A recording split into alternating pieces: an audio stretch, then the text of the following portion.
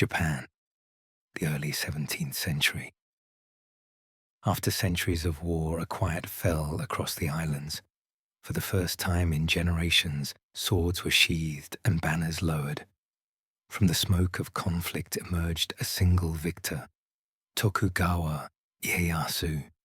He was not the loudest warrior nor the most ruthless, but he was the most patient. In 1603, the emperor granted him the title of shogun, and with it began an age unlike any before. Peace had a new master. The capital he chose, Edo, was still a fishing village by the bay. Within decades, it would swell into one of the largest cities on earth. The Tokugawa peace rested on an idea as strict as iron: stability through control. Every person, from noble to peasant, would know a fixed place in the hierarchy. Every movement of goods and people would be measured.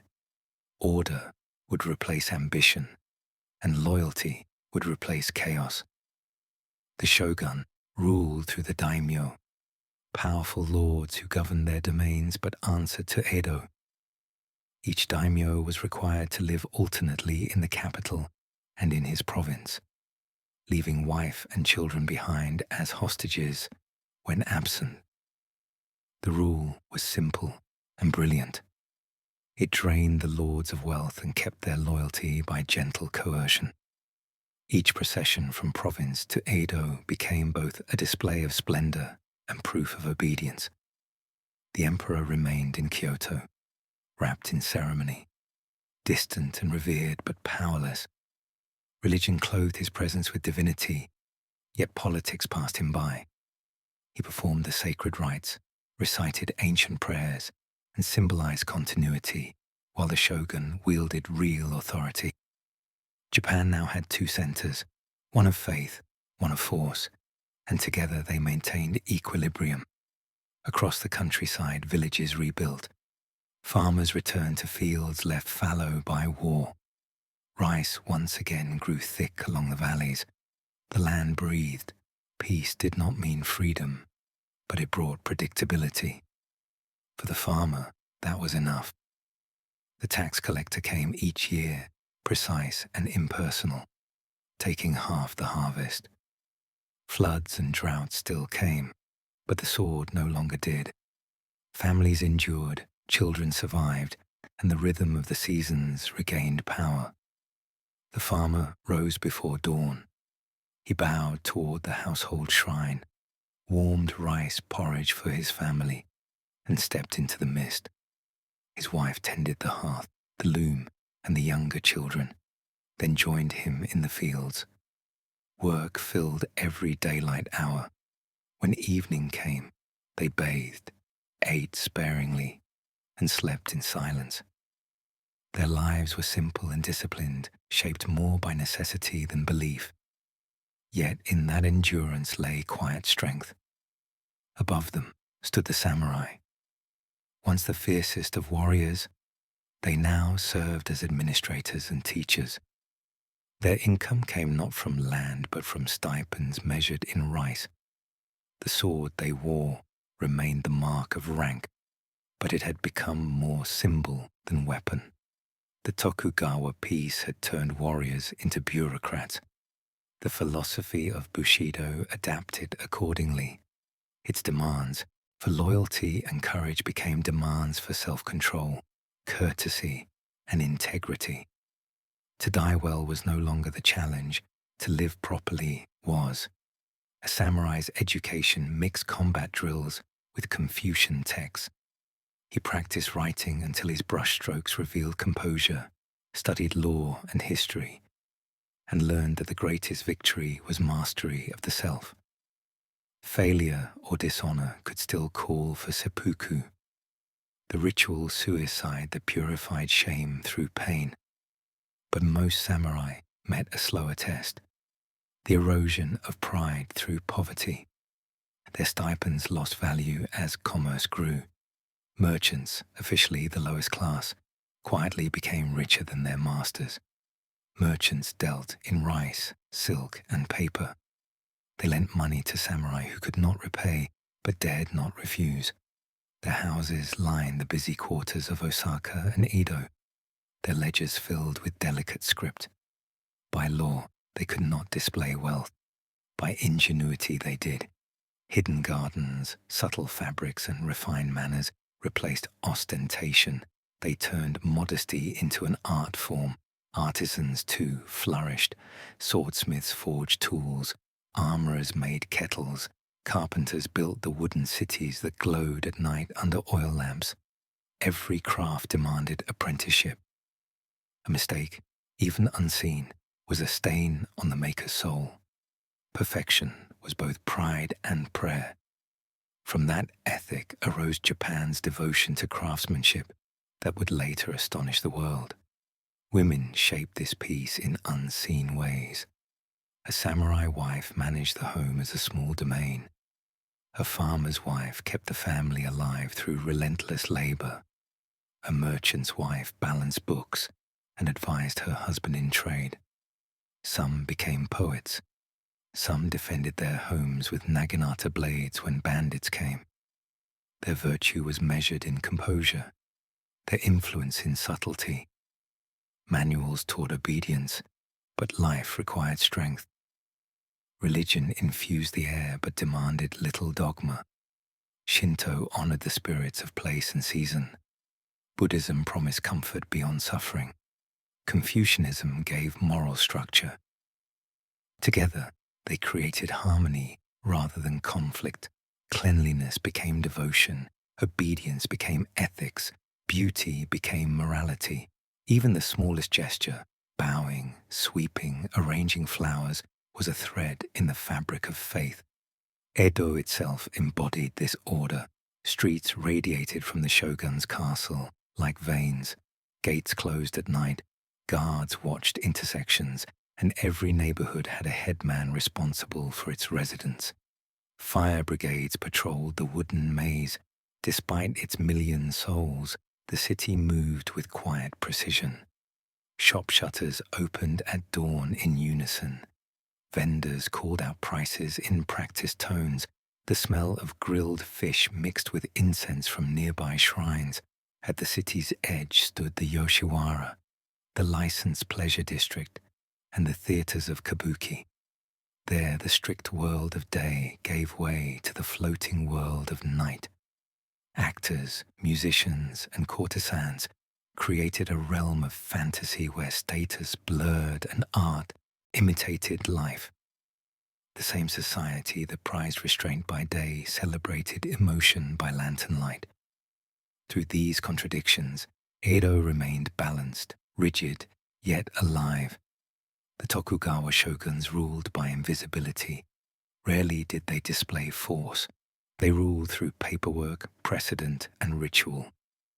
Edicts issued in calm language carried the weight of absolute command.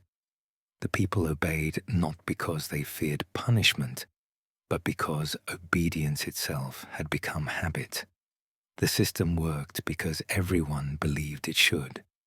By the 18th century, Japan stood at the height of its internal prosperity. Roads linked every province. Post stations housed travelers, and education reached even the villages. Literacy rates soared. Children learned to read proverbs and copy moral sayings. Poems and woodblock prints circulated widely. Culture replaced conquest as the nation's pride. But beneath the calm, small shifts began. The samurai's prestige eroded quietly. Merchants' coins carried more power than swords. Farmers chafed under taxes while city dwellers feasted on abundance.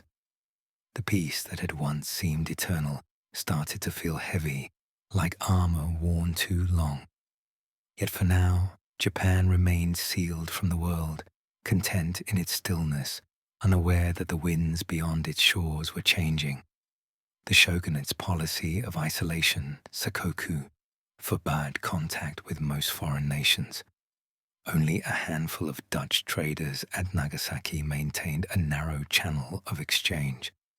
Through them, a trickle of Western science and art entered Japan: microscopes, maps, books on medicine. Curious scholars studied them secretly. calling their pursuit Dutch learning. Few imagined that these small sparks would one day ignite transformation. For the ordinary people, life moved on in its steady rhythm.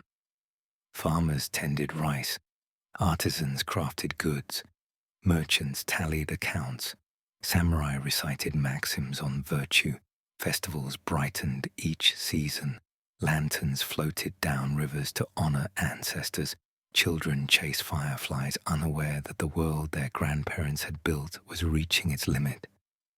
The Tokugawa peace had lasted for generations, longer than most empires. Its achievements were immense: unity, literacy, and art. But its rigidity would prove its undoing. The age of peace was still strong, but already faint cracks were forming beneath its flawless surface. The cracks in that surface were invisible to those living within it. The streets remained orderly, the taxes collected, the festivals celebrated. Yet human ambition never sleeps. Within the quiet of bureaucratic offices and among the restless younger samurai, new questions began to form. What was the purpose of discipline without war? What was the meaning of loyalty when the lords themselves grew idle? Samurai households filled ledgers instead of battle reports. The ink brush replaced the spear, but honor demanded the same precision. Each mistake on a page felt like a wound. They still wore two swords as the law required, but many were blunt from disuse. Those swords became relics, symbols of an identity slowly dissolving in peace. To sustain dignity, the warrior turned inward. He found in calligraphy, poetry, and philosophy the same focus once found in combat. A verse of 17 syllables could express the calm once felt before a duel. Silence replaced blood as the test of courage. For many, however, poverty shadowed that refinement. Their stipends, fixed generations earlier, lost value as the cost of living rose. Pride forbade them to trade or farm. Some pawned family heirlooms, others tutored children of merchants to survive. The warrior code remained unbroken in word, but in practice it bent under necessity. The farmers continued to carry the heaviest burden. They paid their taxes in rice measured by the same rigid standard regardless of weather or yield.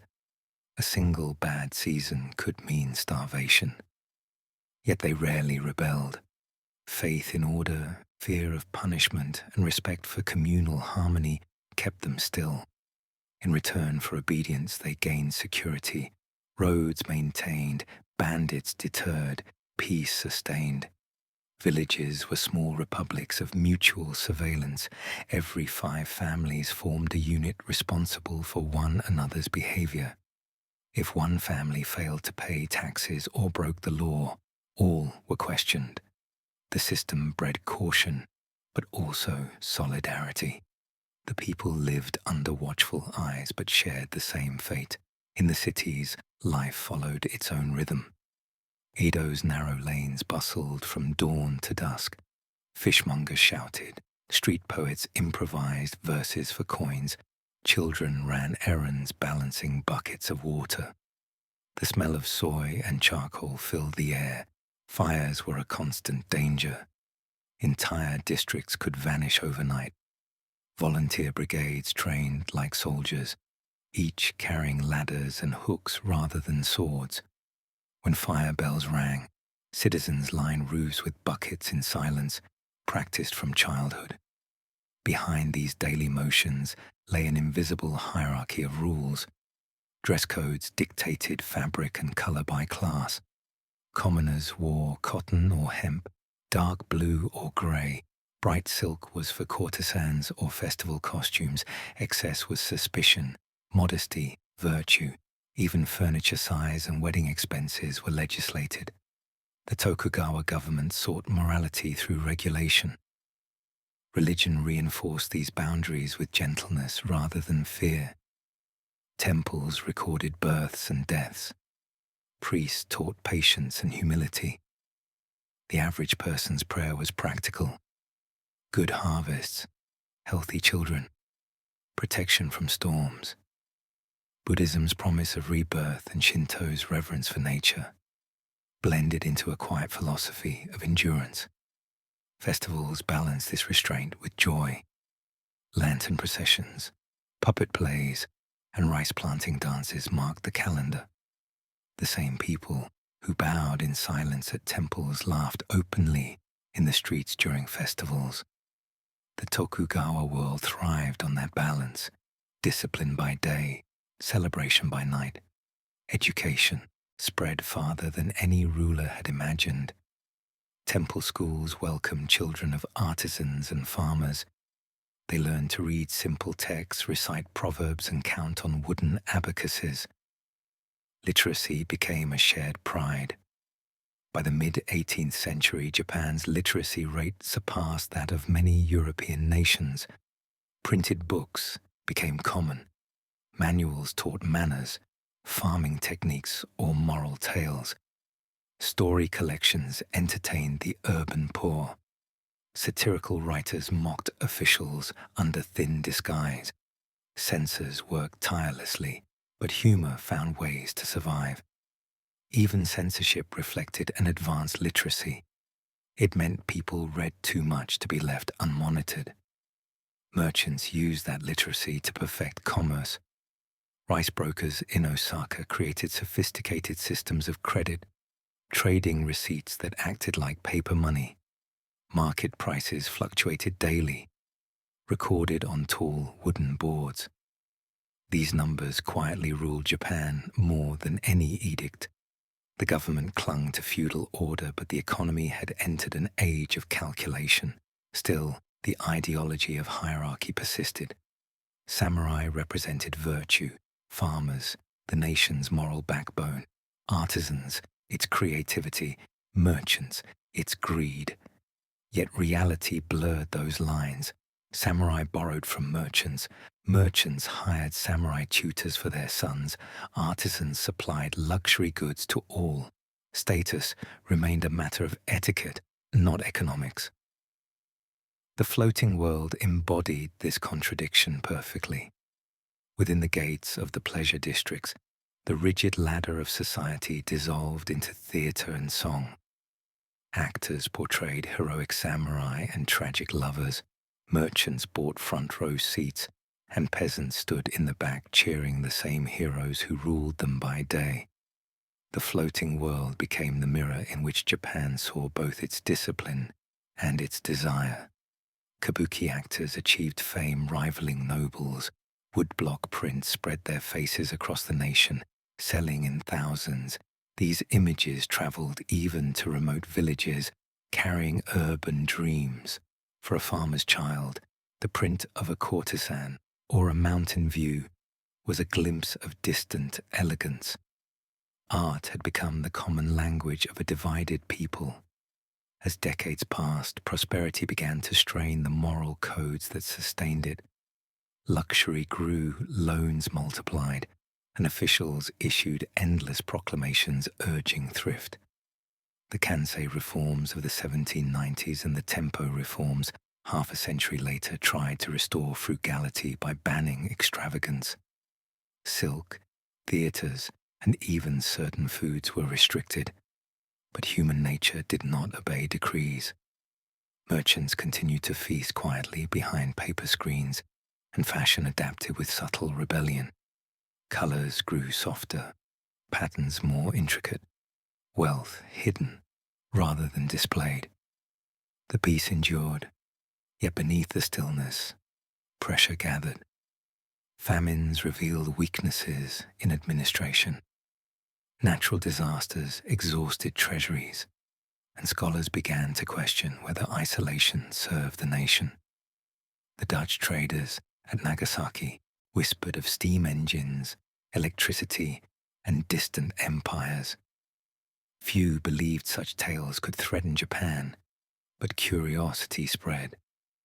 By the turn of the 19th century, foreign ships occasionally appeared along the coast.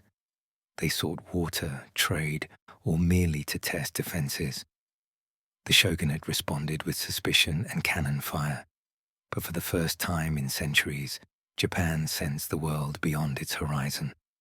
The confidence of perfect self-sufficiency began to waver. Within, new thinkers emerged. Some preached a return to ancient Shinto purity, elevating the emperor as divine ruler. Others advocated learning from the West to preserve independence. The intellectual debate foreshadowed coming storms.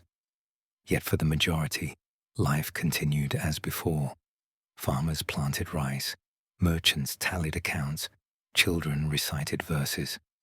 The old rhythm persisted even as the melody changed. The Tokugawa system had created a civilization of remarkable refinement, peaceful, literate, and artistic. But like all closed systems, it depended on stillness. Once movement began, every part of it would tremble. For now, however, the people of Edo believed their world eternal. The shogun's rule seemed as stable as the rising sun. None could yet imagine that within a few generations, the guns of foreign ships would signal the end of everything they knew. Peace without purpose slowly reshaped the soul of the warrior. For centuries, the samurai had defined themselves by death. Now they were asked to master life. The armor still hung in alcoves, polished each year, but it no longer carried scent of battle. A sword might be drawn once in a lifetime, and then only in ceremony. The warrior's world turned inward. The battlefield became the heart. Bushido, the way of the warrior, transformed from code of killing into code of conduct.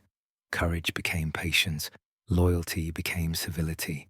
The great enemy was no longer another clan but temptation, greed, vanity, indifference. The highest victory was mastery of impulse. In castle towns, lines of officials in dark robes filled offices where once soldiers had stood guard. They stamped papers, tallied rice, investigated disputes over borders measured in paces. To the outsider, their labor seemed dull, but each signature was ritual. To err was dishonor. In that precision, they found a strange kind of grace. Young samurai memorized Confucian classics, recited Chinese verse, practiced calligraphy until every stroke matched their breathing. They studied military treatises even though there were no wars to fight. A life without combat required faith in invisible battles. Some wrote poems that revealed a quiet melancholy. One noted, "My ink dries faster than blood ever did, yet the weight is the same." The age of peace demanded new kinds of heroism, the courage to endure boredom, to live frugally, to die forgotten but correct. The samurai's wives shared that discipline. Manuals instructed them to obey father, husband, and son, yet they governed the household with decisive practicality. They managed servants, arranged marriages, balanced stipends against debts. Some wielded the naginata to defend home and honor, trained since childhood to strike cleanly if bandits came. Behind the screens, authority spoke in calm female voices. Children of samurai learned manners before literacy, how to bow, how to speak softly, how to accept correction without reply. Boys drilled with bamboo swords, girls with fans. Each movement reinforced social rhythm, measured, respectful, efficient. The home mirrored the government, each family its miniature domain. Outside the castles, the peasantry labored in contrast. Their days began before dawn and ended long after dark. They worked knee-deep in flooded fields, their backs bent like reeds. Their reward was survival. Yet they too found pride in rhythm. Planting, weeding, harvesting, these were acts of continuity linking generations. A good harvest was celebrated with song and sake. A bad one met with stoic silence. Complaining solved nothing, so they turned patience into virtue. In adversity, they practiced gammon, endurance with dignity. The same spirit that guided a samurai to ritual death guided a farmer through famine. Village life revolved around cooperation. Irrigation demanded collective labor, and each household owed time to community projects. Repairing dikes, cleaning canals, maintaining shrines. The system of 5 family groups ensured that no one could vanish unnoticed. It prevented rebellion but also built solidarity. At season's end, festivals offered release. Drums echoed through fields, lanterns lit faces lined with exhaustion. For one night, the hierarchy relaxed. Farmers danced in circles, laughing with the same officials who taxed them. The next morning, order resumed. These brief inversions allowed the structure to survive. Religion softened hardship. Local shrines honored the spirits of rain, grain, and mountain. Each natural feature possessed a presence deserving respect. The villagers' faith was practical. Pure water, healthy crops, protection from illness. Temples added the comfort of ritual for birth and death. Buddhist monks recorded the lineage of souls. Shinto priests guarded the harmony of seasons. Together they gave shape to invisible hope. Women in the countryside bore burdens equal to any man's. They hauled water, carried fertilizer, spun thread, and raised children with minimal rest. In song, they expressed both complaint and pride. One verse ran, "The field drinks my sweat, the rice returns my tears." It was lament and blessing at once. Their strength anchored rural Japan. When harvest failed, they rationed food. When men were conscripted for road labor, they kept farms alive. They knew no philosophy beyond necessity, yet their endurance embodied every virtue the scholars praised. Meanwhile, artisans and merchants in the cities pursued perfection of a different kind. Peace gave them time to refine technique until craft became near religious practice. Potters discovered new glazes that caught light like water. Weavers combined indigo and silk into patterns that seemed to breathe. Carpenters built houses to flex with earthquakes, joints so precise that nails were unnecessary. Each craft had its guild, each guild its secrets. Apprentices trained for years before earning a single mark of mastery. Reputation replaced title as measure of worth. A humble carpenter might be revered like a poet. The society that ranked people by birth still rewarded skill with quiet admiration. Merchants, officially despised for profit-seeking, learned to disguise success as virtue. They supported temples, funded bridges, sponsored festivals. Generosity cleaned the stain of wealth. Their daughters studied calligraphy and music. Their sons read Confucian ethics and arithmetic. Prosperity demanded intellect as much as courage once had. Edo, Osaka, and Kyoto grew into worlds within worlds. Osaka handled trade, Edo government, Kyoto art. Boats carried rice and cloth along canals like blood through arteries. Markets hummed, shops gleamed, coin clinked, louder than swords ever had. Yet behind abundance lay unease. The system that forbade upward movement could not suppress ambition forever. The government attempted to manage morality through law. Edicts prescribed modest weddings, simple houses, and plain garments. The goal was to preserve social balance, but enforcement proved impossible. Tailors invented subdued elegance. Chefs turned scarcity into refinement. A bowl of rice arranged with care satisfied both appetite and conscience. Education expanded alongside commerce. Temple schools taught reading, arithmetic, and behavior to children of all classes. Moral stories emphasized diligence and filial piety. Knowledge ceased to be privilege and became expectation. An educated populace, though obedient, quietly gained power. Art mirrored this transformation. Woodblock prints depicted city scenes. famous courtesans, actors frozen mid-gesture, affordable and portable, they spread aesthetic awareness throughout the population. The eye of the nation sharpened. Beauty became democratic. Beneath the surface harmony, however, tension accumulated. Wealth moved downward, prestige moved upward. The samurai clung to ideals while borrowing from those they disdained. The farmers endured both admiration and exploitation. The balance that had defined the Tokugawa order trembled, though none yet named the vibration. Still, the shogunate appeared unshakable. Armies of clerks ensured taxation, spies maintained calm, and the emperor in Kyoto lent sacred legitimacy. 200 years of peace had erased memory of war. The people believed stability eternal, like mountains surrounding their valleys. But even mountains erode. Foreign ships were already tracing the edges of their horizon. And within the cities, new voices whispered of change. For now, the peace held, precise, polite, and blind to its approaching end.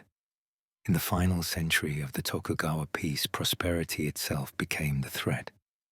When a society achieves perfection in routine, it begins to suffocate within its own order. The rice tax never changed, yet the cost of living did. Farmers borrowed to survive, samurai borrowed to maintain rank, merchants lent to everyone and quietly ruled the economy. The old pyramid of power had inverted without ceremony. The merchant's silver coin, once despised, now determined the rhythm of the realm.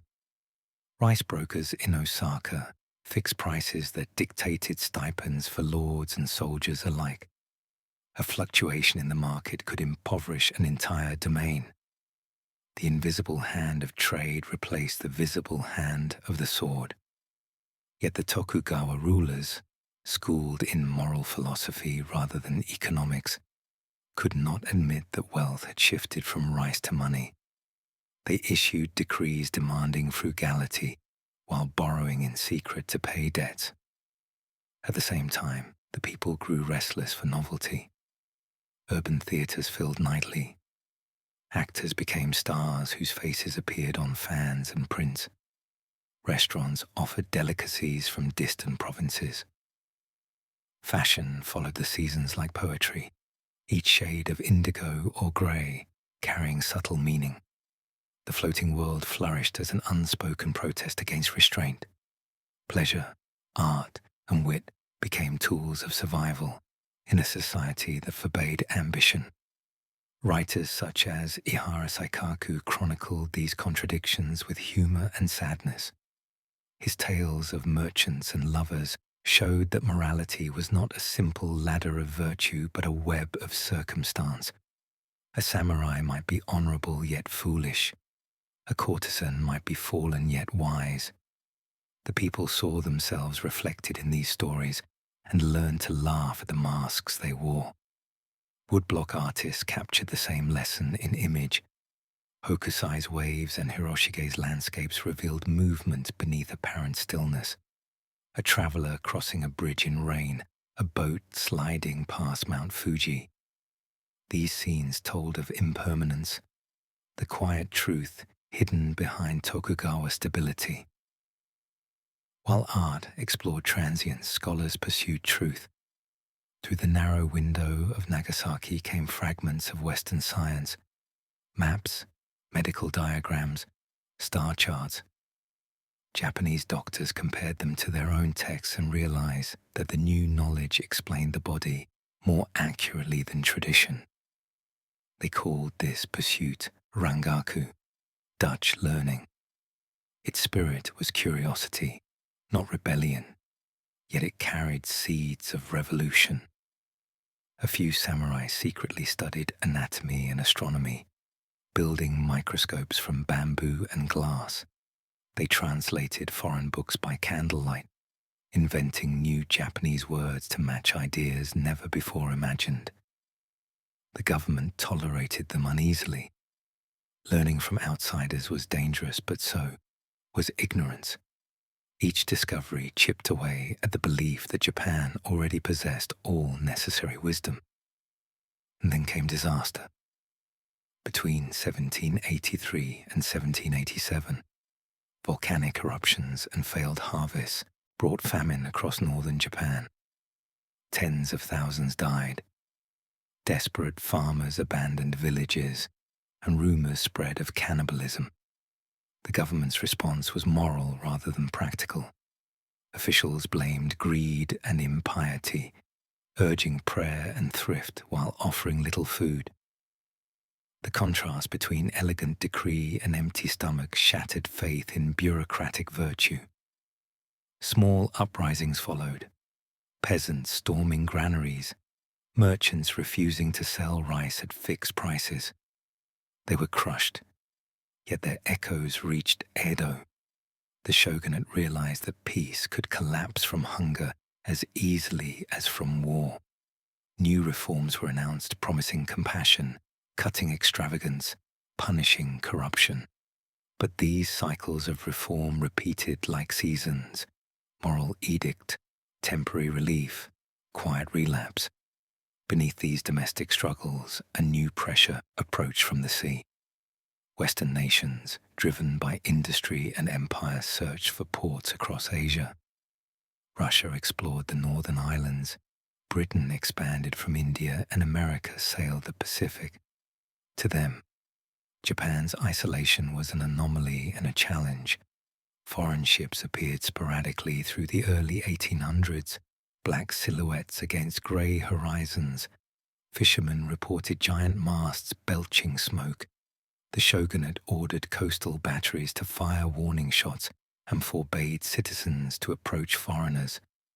But each encounter proved Japan's weakness. Its cannons were antiquated, its garrisons poorly trained. Even loyal samurai began to doubt whether seclusion could protect the realm.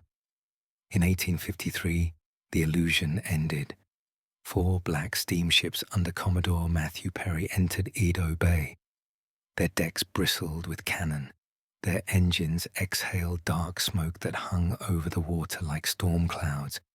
To those watching from the shore, they seemed supernatural, vessels of thunder. Perry's letter from the President of the United States demanded trade and friendship, but his guns spoke more clearly than words. The shogunate stalled for time, promising to consider. When Perry returned the following year with a larger fleet, the outcome was inevitable. Japan signed the Treaty of Kanagawa, opening ports to American ships. Within months, Britain, Russia, and France secured similar agreements. The wall of isolation, 2 centuries thick, cracked in an instant. News of the treaty spread through the country like fire through paper. Some saw opportunity, others saw humiliation. Samurai who had never faced a foreign enemy felt their honor violated. Merchants calculated profits from future trade. Farmers simply wondered what it meant. The stable world of rank and ritual had collided with a reality it could not measure. Within the domains, debate raged. Should Japan learn from the West to survive, or resist to remain pure? The slogan, Sono Joy, revere the emperor, expel the barbarians, echoed from province to province. For the first time in centuries, ideology turned to action. Young samurai, armed with Western rifles, plotted rebellion in defense of ancient tradition. The shogunate tried to modernize while preserving authority, a contradiction too great to sustain. It built shipyards, hired foreign advisors, reformed military training, but every change demanded taxes and loans that deepened crisis. Domains such as Satsuma and Choshu grew independent, building their own modern armies. Allegiance to Edo weakened. By the 1860s, assassinations of officials and foreign envoys became common. Streets once safe for poets now ran with political blood. The shogunate's power eroded not from invasion but from confusion. No one knew who ruled. the shogun with fading legitimacy, or the emperor, still cloistered in Kyoto but newly revered as divine sovereign. In 1868, the stalemate ended. Tokugawa Yoshinobu, the last shogun, surrendered authority to the emperor. Civil war flared briefly as loyalists resisted, but the outcome was certain. The imperial banner rose, and with it began the Meiji era. The transformation that followed was breathtaking. Samurai privileges vanished. Domains became prefectures. Swords gave way to conscription rifles. Steamships, railways, telegraphs, and factories appeared within decades. Japan leapt from feudal seclusion to industrial nationhood. Yet amid this frenzy of progress, the memory of Edo lingered. The habits of order, discipline, and courtesy survived the fall of the shoguns. Former samurai became teachers and bureaucrats. Merchants became bankers. Artisans became engineers. The nation modernized without losing the structure of its old morality. The cracks that had once threatened collapse instead became seams of transition. The same patience that endured centuries of peace now guided a generation through rapid change. Japan's modernization was not rebellion against its past, but its continuation by new means. The walls had fallen, but what lived within them remained intact. Faith in work, respect for hierarchy, a sense that beauty and duty were one. The Edo spirit, forged in stillness, proved strong enough to survive motion.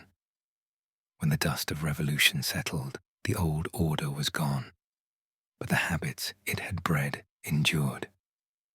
The people of Japan, long trained to live within limits, now turned that discipline toward creation. What had once been obedience became efficiency. What had once been ritual became precision. The Meiji reformers moved quickly, but they moved with the inherited patience of their ancestors. In the decades that followed, Japan built schools, railroads, and industries with almost religious dedication. Yet beneath the noise of machines and politics, the quiet heart of Edo still beat. In homes and temples, the rhythm of daily life changed little. The same gestures of respect governed conversation. The same reverence for order guided thought. Modernization was not erasure. It was translation. The ghost of the samurai lingered in uniformed officers and civil servants. Their swords were gone, but their posture remained straight, their sense of duty unshaken. The idea that service to one's superiors equaled service to the nation became the cornerstone of Japan's bureaucracy. In offices and factories, workers bowed to foremen as once retainers had bowed to lords. Hierarchy survived under new names. The peasants, too, changed roles, but not spirit. Tax in rice became tax in money, but the rhythm of labor stayed. They worked longer hours for industrial wages instead of harvest. Their patience, forged by centuries of endurance, powered the new economy. Villages sprouted smokestacks, rice fields coexisted with railways. Modern Japan rose from soil still damp with the sweat of Edo farmers. Merchants and craftsmen adjusted fastest. Commerce had always been their strength, and now it gained legitimacy. The shogunate's bans on luxury vanished, and with them came an explosion of entrepreneurship. Families that had once run small shops turned into trading houses and corporations. They applied the same meticulous accounting and moral restraint that had guided them in the Edo market. Their profit was now patriotic. The geisha houses and theaters of the floating world adapted as well. Western suits appeared beside kimonos. Gaslight replaced lanterns. Yet the art of conversation and elegance of movement persisted. Kabuki found new audiences, its actors transforming classical tales into symbols of continuity. The floating world survived not as rebellion, but as cultural memory, proof that beauty outlives circumstance. The intellectual foundations of the old era also persisted. Confucian ethics continued to shape education. Textbooks still taught filial piety, diligence, and harmony, though now under the banner of national unity rather than loyalty to the shogun. Shinto regained prominence as the spiritual core of the state, its shrines linked by rail instead of pilgrimage roads. This blending of ancient morality with modern ambition created a paradox unique to Japan: change that preserved essence. Where Western modernization often meant rejection of tradition, Japan treated tradition as infrastructure. The moral architecture built during the Tokugawa peace became the frame upon which modern identity stood. Cleanliness, punctuality, and humility, the virtues once taught by temples and headmen, became hallmarks of national character.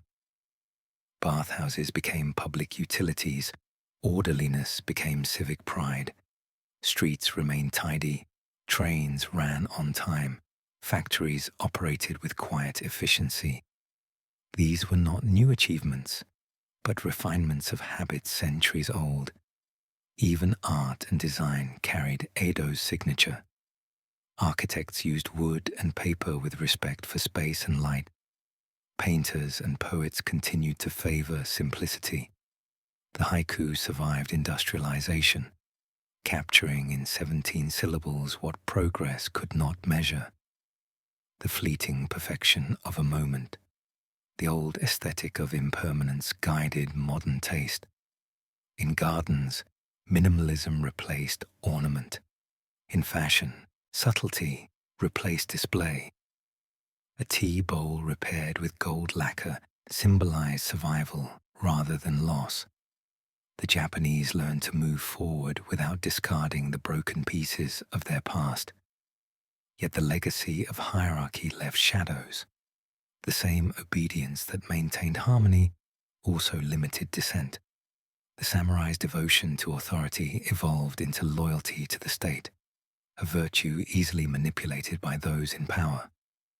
As Japan expanded militarily in the early 20th century, the virtues of Edo, discipline, sacrifice, and collective duty were invoked to justify conquest. What had once preserved peace was repurposed for war. Still, even in those darker times, the underlying ethic of craftsmanship and respect for form persisted. Soldiers cleaned their weapons with the care of artisans. Engineers designed machines with aesthetic precision. The line between art and duty blurred as it had under the shogunate, where every action was a reflection of character. After the devastation of the Second World War, Japan rebuilt again with the same patience that had sustained its villages through famine. Factories replaced fields, but the rhythm was familiar.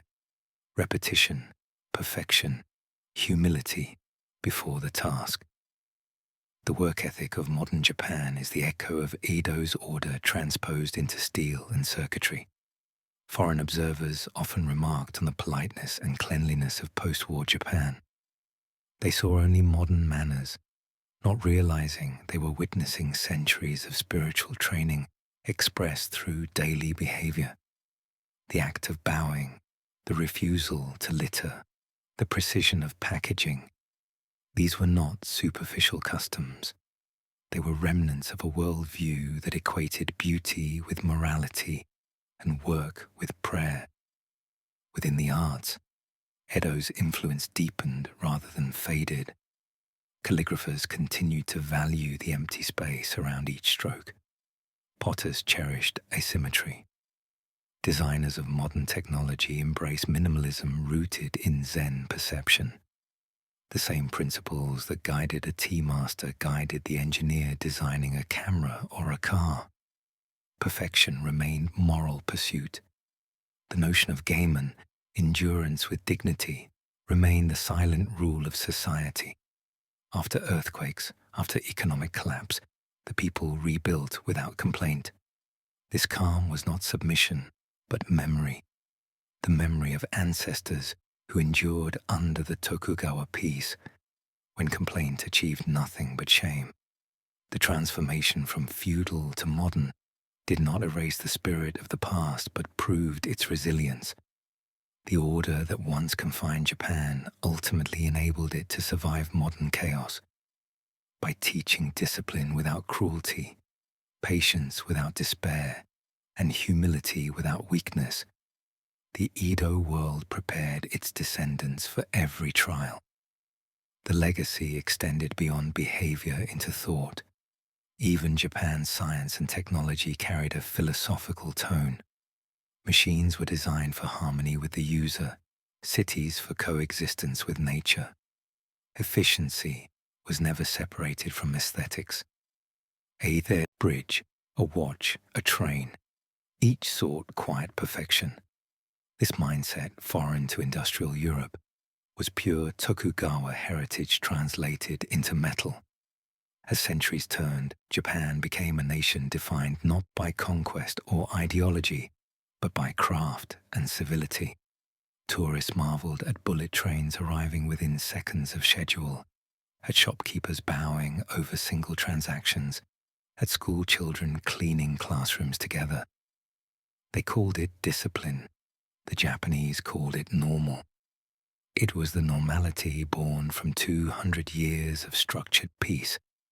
That peace had been strict and unequal, yet it had granted time for literacy, art, and moral refinement to mature. Few civilizations have enjoyed such a laboratory of stability. The price was freedom, but the reward was coherence. When modernization demanded speed, Japan already possessed unity of purpose.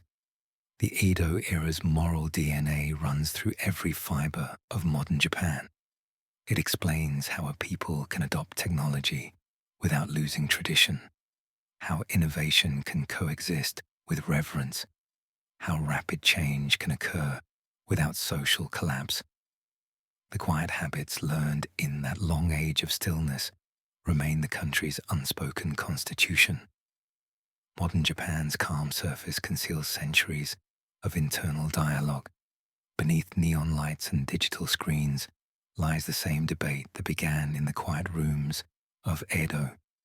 How to balance harmony with freedom, duty with self. Every gesture in modern Japan still carries that tension. The commuter bowing to a stranger, the craftsman polishing steel until dawn, the student studying silently beneath flickering lamps, all follow the rhythm born in the age of the shoguns. That rhythm values continuity above innovation. Yet continuity itself became Japan's innovation. The ability to absorb change without collapse turned a once isolated island into a model of adaptability. The modern office, with its hierarchy, group loyalty, and precision, mirrors the samurai household more than a Western corporation. Authority flows downward, responsibility upward, and the unspoken goal is balance rather than victory. The lessons of Edo also shaped Japan's sense of beauty in motion. Minimalism in architecture, design, and art reflects the old idea that emptiness is not absence but space for meaning. A modern bullet train, sleek and silent, follows the same aesthetic as a temple garden. Efficiency serving tranquility. The pursuit of stillness within speed remains the country's spiritual signature. Even social etiquette preserves the echoes of Confucian order. Respect for elders, deference to teachers, and collective responsibility still structure behavior. Individual ambition is tempered by awareness of group harmony. These customs, sometimes puzzling to outsiders, are the living remnants of Tokugawa morality. The belief that virtue lies not in asserting oneself, but in fitting gracefully into the pattern of others. Yet this harmony can also feel heavy. The pressure to conform, the reluctance to challenge superiors, and the quiet endurance of overwork are shadows cast by ancient discipline. The virtues that preserved peace can, when unexamined, become burdens. Modern reformers struggle with this paradox just as Edo scholars once did. How to keep order without stifling life. The persistence of Edo's moral tone can be heard even in language. The Japanese words for beauty, cleanliness, and correctness overlap in meaning. To be proper is to be beautiful. To be clean is to be moral. This linguistic fusion reveals how deeply the shogunate's values sank into consciousness. The people still equate the aesthetic with the ethical, the visible with the virtuous. The memory of stillness remains a cultural refuge. When life grows frantic, Japanese retreat into rituals that recall the calm of the Edo world. Tea ceremony, calligraphy, flower arrangement, or a visit to a temple garden. These are not hobbies, but acts of rebalancing. Each gesture reaffirms that beauty and discipline are one. In the global era, these habits have become Japan's gift to the world.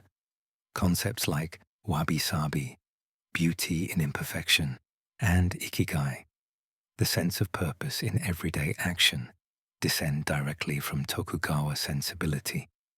They offer modern humanity, restless and overextended, a reminder that satisfaction lies not in excess, but in precision, not in speed, but in depth.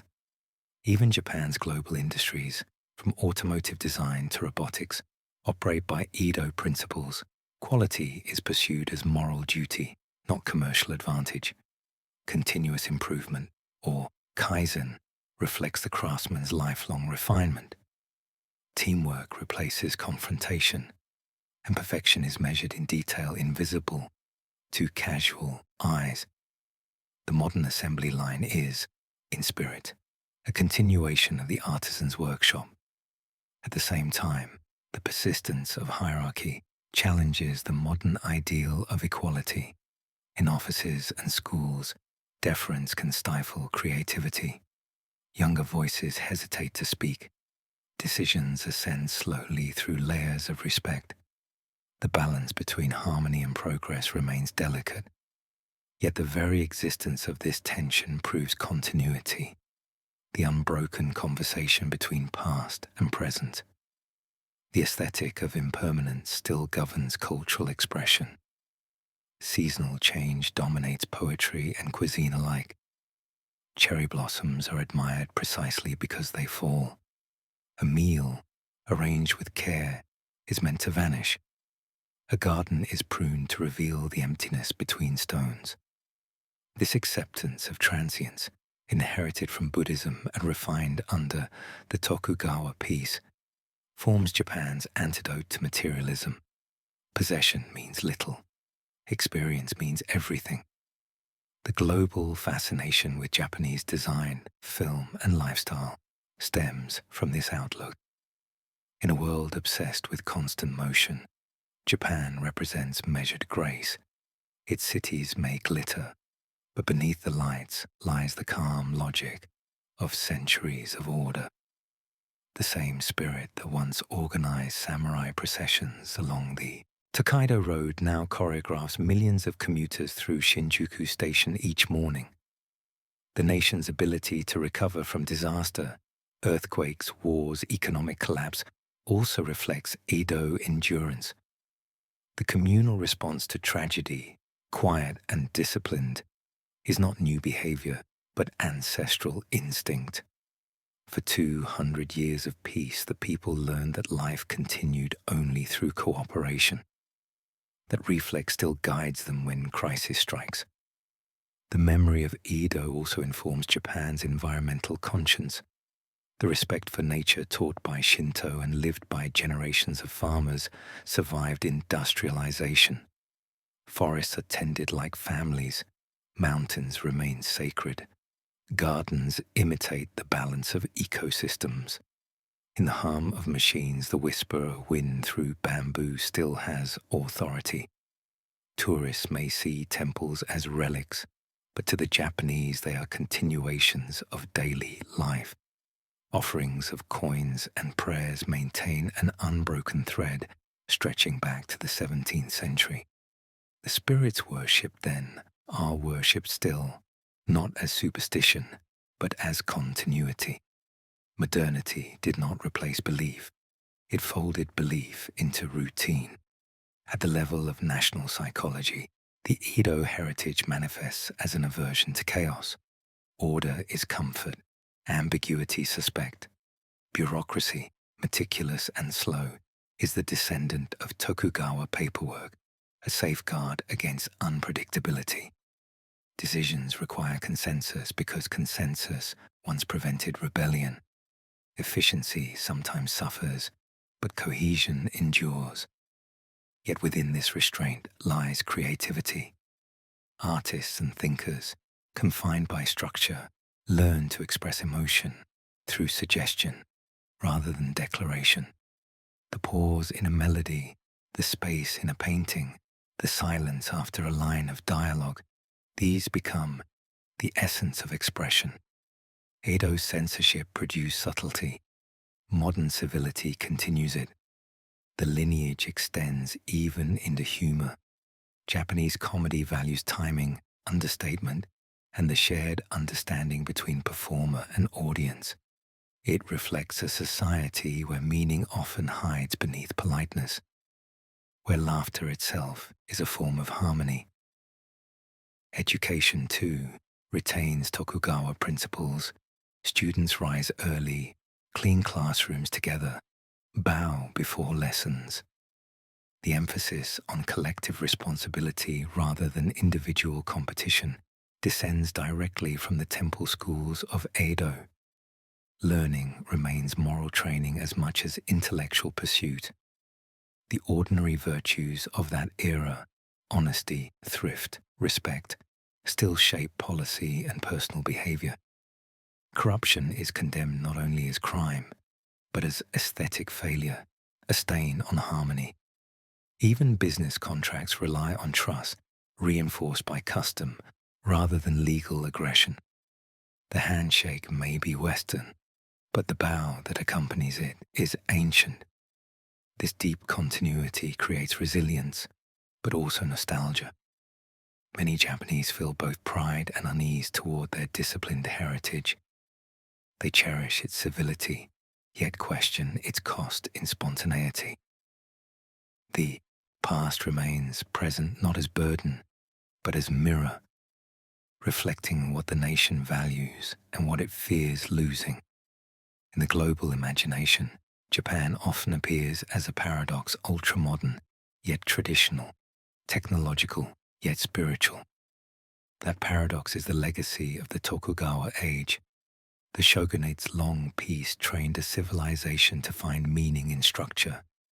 When the structure broke, the meaning survived, adaptable to any form. Modern Japan, for all its speed and electricity, still moves to an ancient rhythm of restraint and respect. The clang of a train door closing echoes the sliding of a shoji screen. The glow of a vending machine mirrors the lantern light of Edo streets. The world has changed, but the gesture remains the same. A quiet bow to continuity itself. The spirit of Edo endures wherever order meets artistry, wherever labor becomes meditation, wherever the transient is honored as eternal.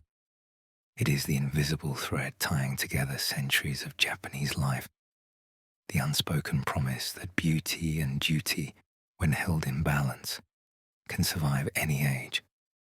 Centuries after the last shogun bowed before the emperor, the echo of his world still shapes Japan's heart. The nation that once hid behind wooden gates now stands among skyscrapers and satellites, yet beneath the steel the pulse of Edo remains steady. What the Tokugawa built was not merely an order of laws, but a rhythm of living, one that outlasted its institutions and became instinct. That rhythm rests on three quiet truths learned across the long peace. First, that stability, however strict, allows beauty to grow. Second, that perfection is a form of gratitude. Third, that harmony matters more than victory. Together, they formed an ethic that modern Japan never unlearned. The daily life of the country still moves by those truths. Workers step from trains in coordinated precision, not from compulsion but from shared habit. Clean streets and punctual schedules are not rules enforced by threat. They are collective respect made visible. Each gesture of politeness carries the weight of history. The Japanese city is a paradox built on memory. Neon towers rise beside wooden shrines.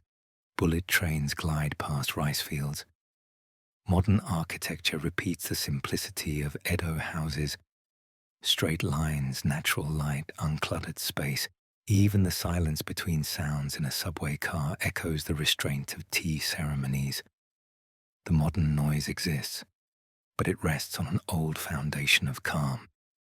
Visitors often call this discipline efficiency, but efficiency is only the surface. Beneath it lies something more spiritual, the belief that order itself is beauty, and that beauty ennobles those who create it. That idea was born in the quiet workshops and calligraphy schools of the Tokugawa era. The craftsman still lives in every profession, in a sushi chef's knife, in an engineer's blueprint, in a gardener's rake. The same devotion persists. Each task, however small, is performed as if it might reveal character. A job done well is a form of prayer, a mistake, a personal shame. The continuity of that mindset explains why Japanese products became synonymous with quality and why failure is met not with excuses but apology.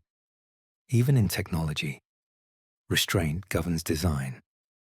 Minimalism, balance, and precision define objects from cameras to computers.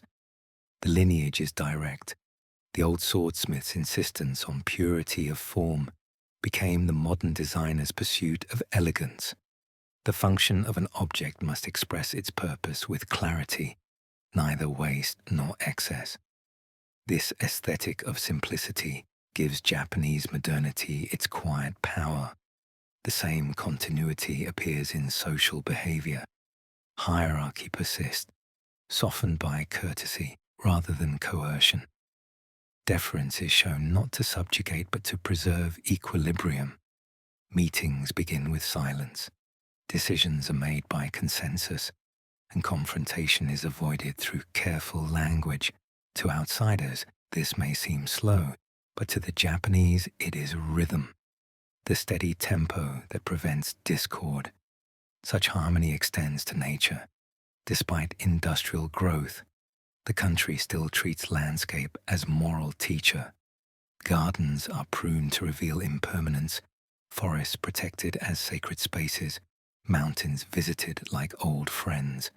Cherry blossoms draw crowds each spring because they embody the nation's central truth. Beauty is transient, therefore precious. When petals fall, people smile, not mourn. The same philosophy that sustained peasants through famine now consoles citizens through modern uncertainty.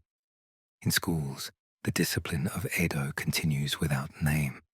Children clean classrooms, bow to teachers, and learn cooperation before competition.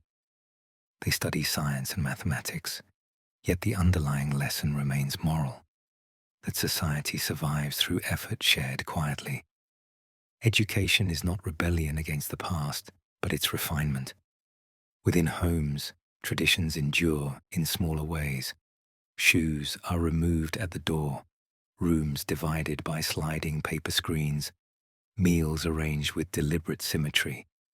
The structure of family life echoes the old codes of respect.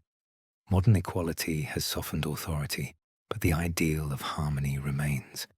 The arts continue to translate old values into new forms. Film directors build stories around silence as much as dialogue. Composers use pauses as notes. Writers find poetry in ordinary gestures. Even the modern tea shop or minimalist apartment pays tribute to the Zen calm cultivated in the Edo period. Culture evolves, yet its grammar stays constant. Simplicity, restraint, awareness. Tourists may see politeness as performance, but to the Japanese, it is sincerity expressed through form. The bow, the gift, the apology, each turns emotion into visible shape. This habit arose from centuries when emotion itself was regulated for communal peace. The result is communication that values harmony over honesty, but also compassion over impulse. The discipline that once kept samurai loyal now keeps workers diligent. The patience that guided artisans guides scientists. The reverence that filled temples fills factories. Every institution carries the same unspoken creed. Improvement is endless, and perfection lies in repetition. The influence of the Edo piece reaches beyond Japan's borders. Global fascination with its aesthetics, simple lines, quiet colors, modest beauty, reflects a world searching for balance. The principles of wabi-sabi and kaizen have entered foreign vocabularies because they answer modern anxiety with ancient calm. In them, people sense a wisdom forged from restraint rather than abundance. Yet even as Japan teaches the world serenity, it struggles with the limits of its own order. The same harmony that ensures stability can isolate individuals. The pressure to conform leaves little space for rebellion, and innovation must disguise itself as continuity to be accepted. The cost of collective grace is personal silence. That tension is the country's inheritance from the Tokugawa system, a perfection purchased by self-restraint. Still, the balance holds. The memory of chaos from centuries past remains a warning. Better the quiet strain of conformity than the noise of division. The people remember that their long peace, though imperfect, preserved them when other nations tore themselves apart. The lesson endures. Stability is not weakness, but wisdom. The legacy of Edo also shapes Japan's relationship with time. Past, present, and future are not opposites but layers. A new building stands beside a temple without contradiction. A robot performs a tea ceremony not as novelty, but as evolution. The continuity of form matters more than the material. In this layering lies Japan's resilience, the ability to carry history forward without nostalgia or denial. In the end, the Tokugawa era's greatest gift was not its government or its art, but its temperament.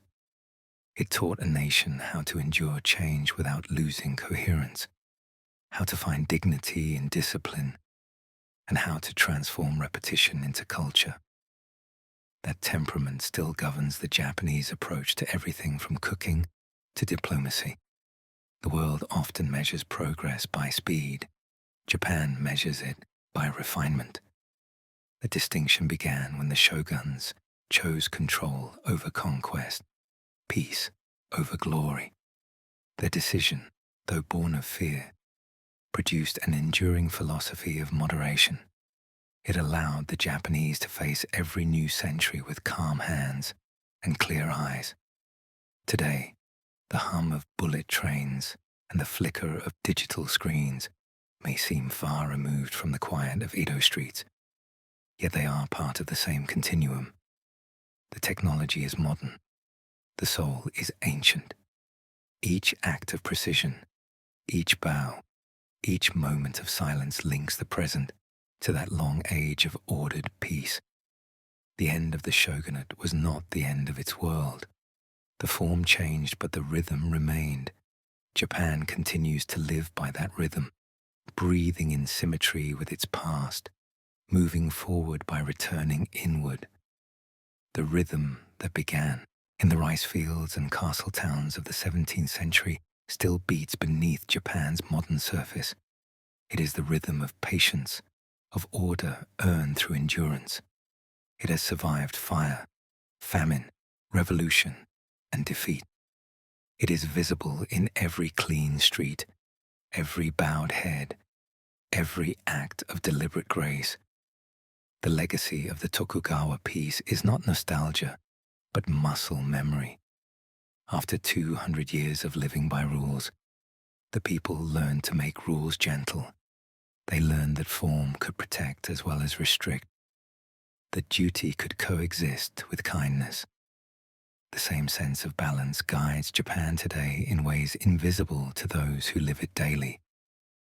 Foreign visitors often describe Japan as polite to the point of mystery, efficient to the point of wonder. But what they witness is simply continuity. The Edo conviction that beauty and morality are one, to speak softly, to wait one's turn, to clean up after oneself. These are not performances, but inherited virtues. They stem from the same belief that guided the farmer tending his rice paddy and the samurai maintaining his blade, that the world must be tended carefully or it will fall into disorder. This care extends even to modern industry. In laboratories and factories, workers treat tools as partners rather than instruments. Machines are maintained with ritual precision. The idea that the spirit of work resides in the act itself, not merely in the outcome, comes straight from the workshops of Edo artisans. Each screw tightened, each measurement checked, continues a lineage of reverent craftsmanship. In homes, the same discipline shapes ordinary gestures. A meal is arranged with symmetry, eaten with gratitude, cleared in silence. Shoes aligned neatly by the door, clothes folded precisely, gifts wrapped with grace. These are remnants of an aesthetic born from scarcity and refined by patience. Where others see routine, the Japanese sense respect. Modern Japan's fascination with robots and automation also reflects this legacy. The mechanical servant mirrors the ideal of perfect obedience once prized in retainers and students. Yet behind the technology lies affection rather than domination. The machine becomes an extension of human order, not its rival. The old dream of harmony has simply found new expression in steel and code.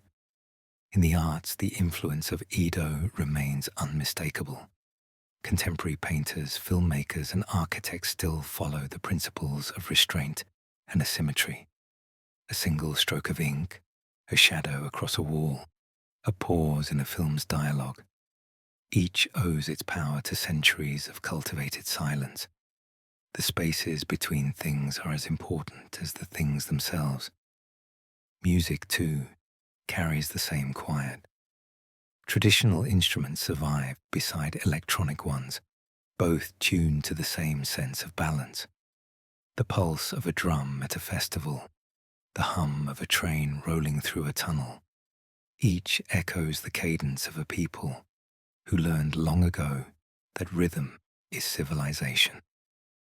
Even Japan's politics reflect the Tokugawa inheritance. Consensus replaces confrontation. Stability outweighs ideology. The government changes, but the bureaucratic calm remains. Policy moves slowly, but predictably. The system frustrates reformers, yet prevents collapse. It is, in its way, the same mechanism that once kept 1,000 daimyo in line without constant war. The shadow side of this inheritance is restraint taken too far. Individuals can feel trapped within collective expectations. Innovation sometimes hides behind humility. The old fear of standing out persists in classrooms and boardrooms alike. Yet even these constraints preserve a social peace rare in the modern world. The harmony may limit freedom, but it also prevents chaos. In the world's imagination, Japan remains a paradox. The land of robots and rituals, of skyscrapers and shrines, of future and past fused into one. This paradox is the natural outcome of the Tokugawa experiment. 2 centuries of deliberate stillness created a people capable of moving swiftly without losing center. The global fascination with Japanese culture, from cuisine to cinema, reflects admiration for this balance. The precision of sushi preparation, the minimalism of design, the rhythm of haiku all speak of a civilization that treats attention as virtue. Each detail, however small, carries moral weight.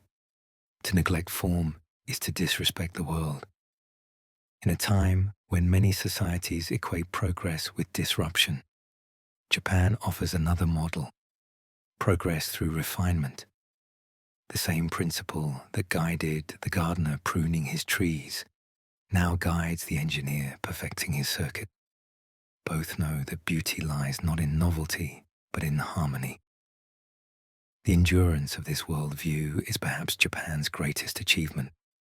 Nations rise and fall, economies shift, technologies age, yet the core remains: respect for balance, faith in process, reverence for impermanence.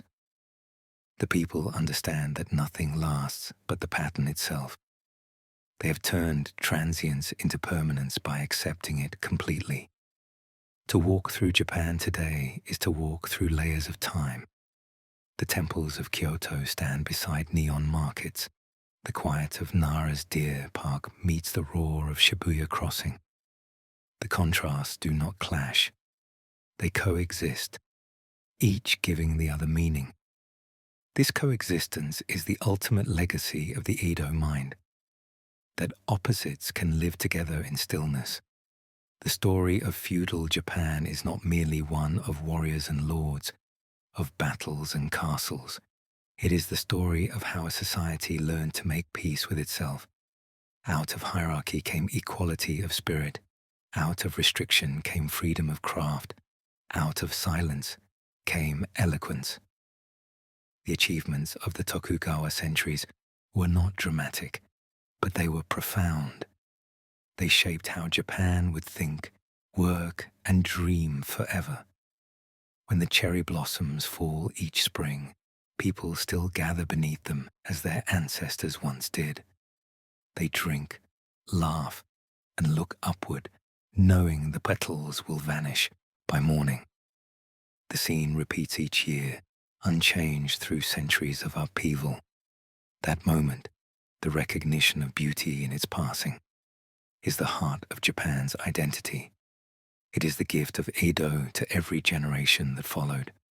The world may change its language, its tools, its speed, but this understanding remains. To live with grace, to act with care, to find harmony in transience, these lessons outlast any empire. The shoguns are gone, their castles now museums, but their invisible architecture endures in the spirit of a nation that still moves to the cadence of ordered peace.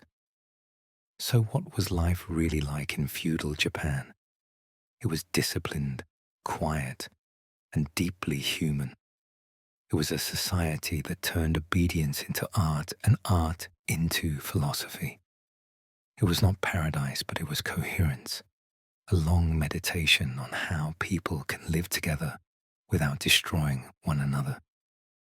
From that meditation emerged a culture that continues to guide the modern world toward balance.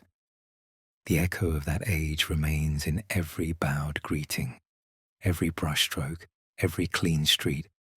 It whispers that harmony is possible, that patience is strength, and that beauty lives where chaos is mastered by grace. And as long as Japan remembers that, the spirit of Edo will never fade.